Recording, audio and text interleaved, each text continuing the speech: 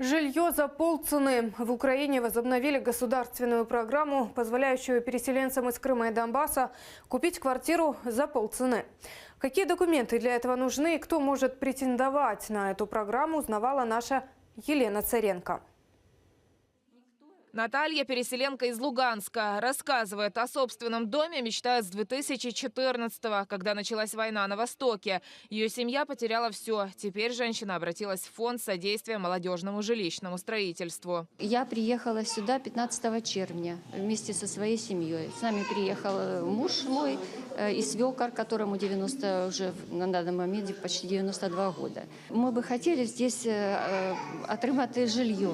В этом терминале выдают талоны на подачу документов для участия в государственной программе. Электронная очередь для того, чтобы сделать механизм подачи документов прозрачным.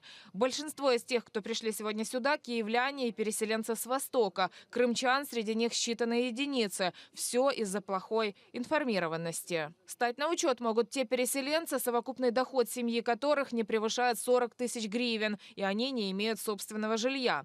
Программа «Доступное жилье» предусматривает, что половину стоимости компенсирует государство. Остальное должны оплатить будущие владельцы квартиры. Для тех переселенцев, которые не имеют таких денег, предусмотрели ипотеку. Працюючи в програмі, ми побачили, що далеко не всі громадяни мають можливість внести свою частину коштів, навіть половину від тої, яка необхідна до внесення. Тобто 50% буде надано підтримки з бюджету, 50% необхідно внести громадянину. На сайте Государственного фонда можно найти перечень документов для переселенцев и тех, кто имеет право претендовать на программу «Доступное жилье».